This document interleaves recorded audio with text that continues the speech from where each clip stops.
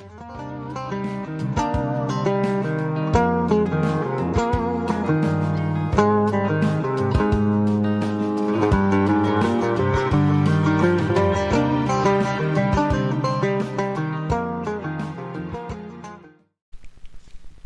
everybody. Today we have Luul Ibrahim. She's a migrant girl. She's from Somali. She's managed to make her way working at the beginning of her life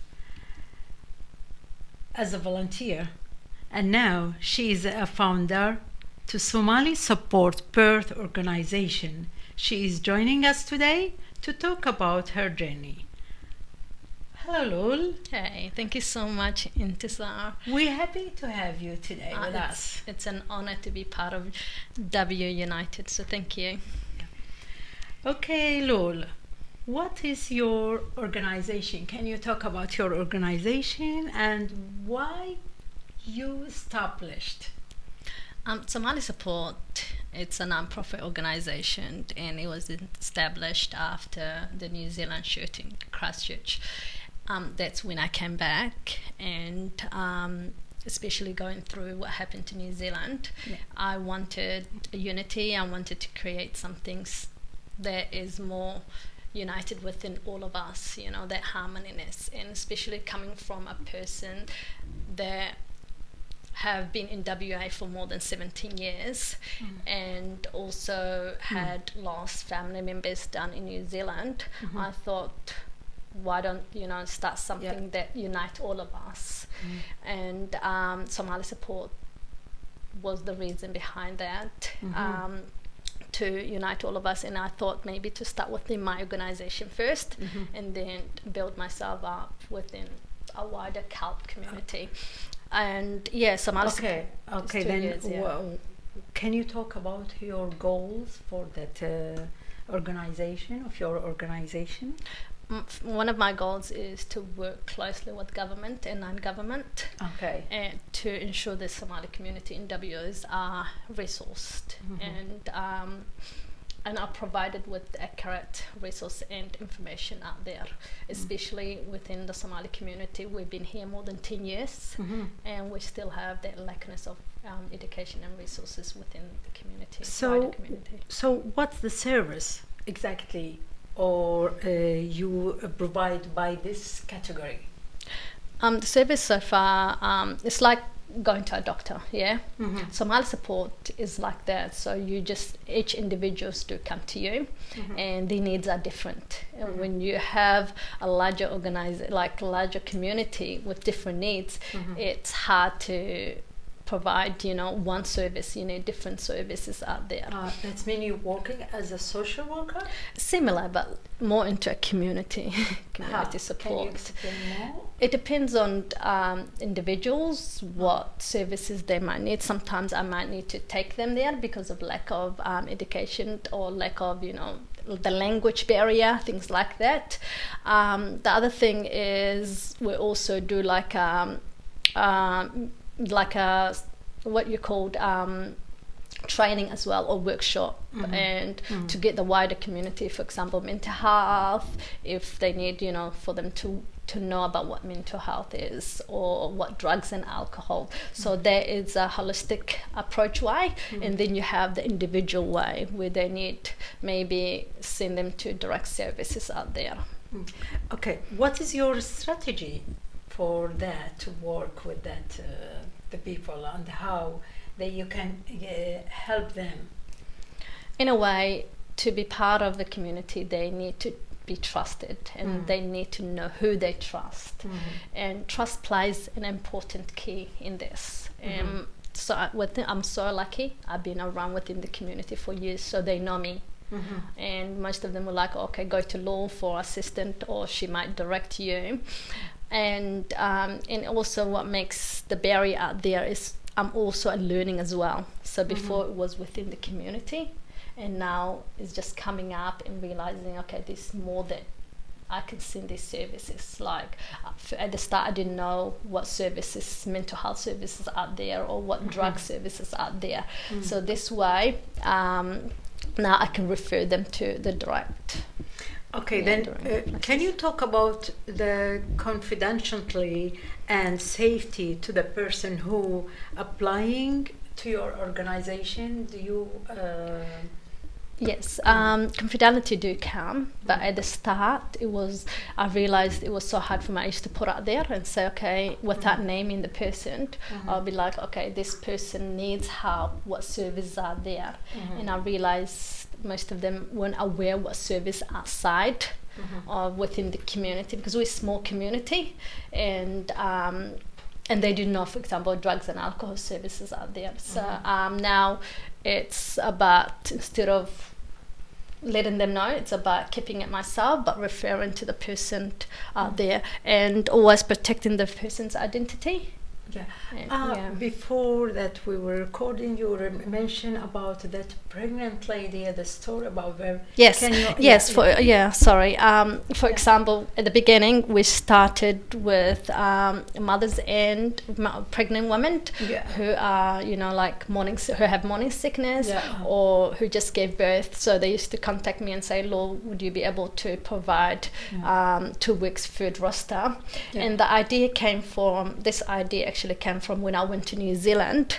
I was away with my children for 2 weeks, and that 2 weeks other ladies started to help me with the food roster. So every day my family were getting food, so daily, until the fridge was full.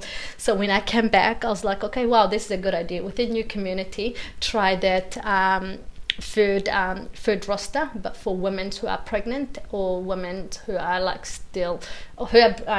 who just gave birth. And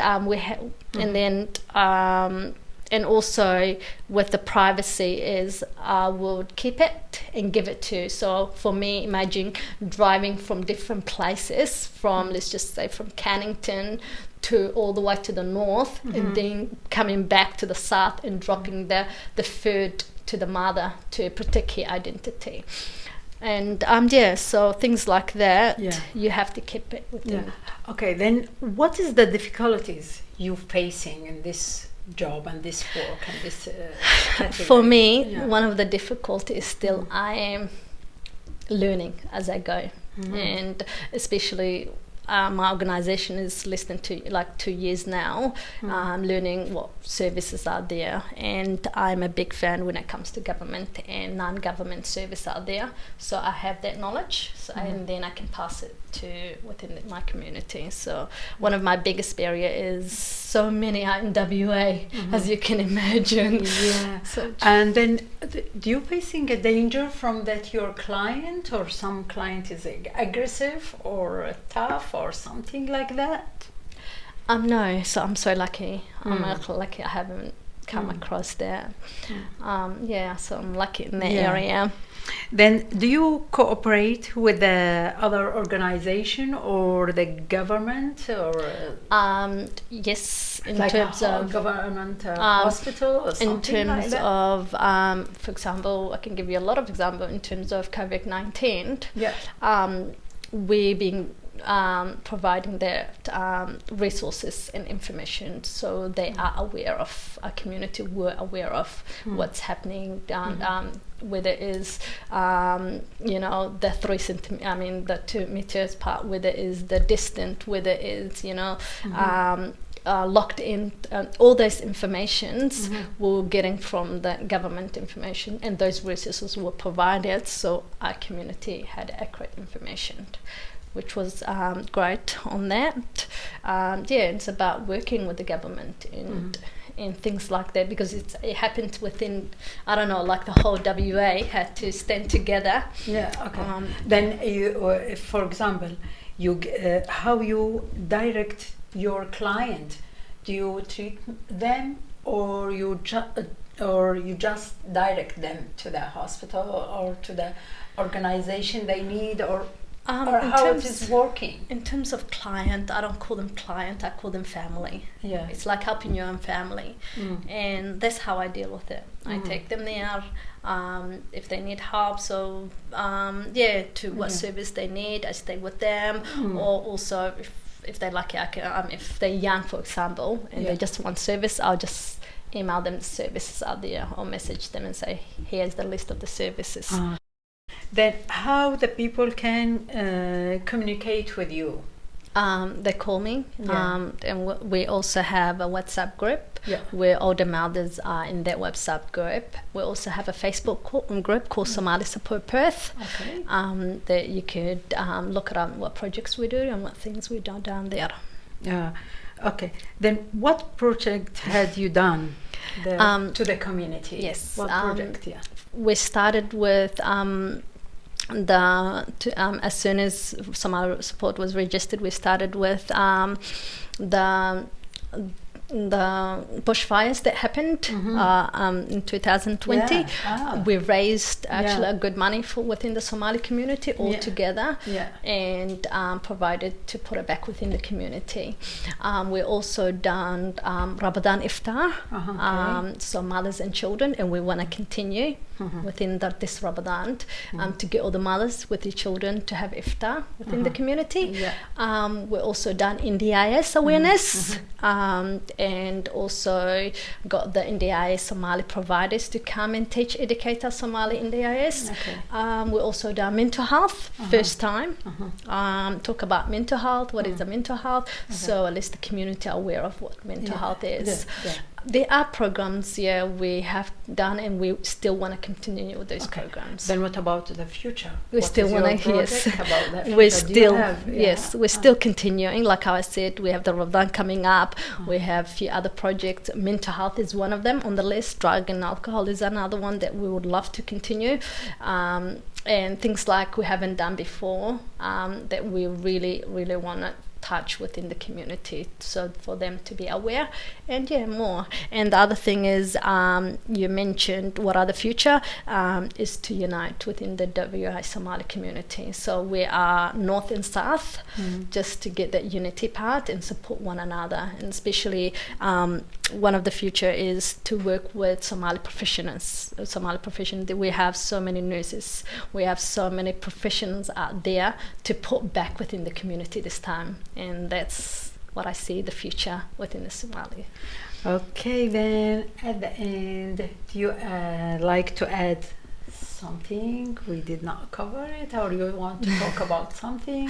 I'm just honored to be part, like how I said, and thank you so much for giving me this time. It's an honor to be part of the United Studio. Oh, thank you, and we're happy we have you today. Thank you so much.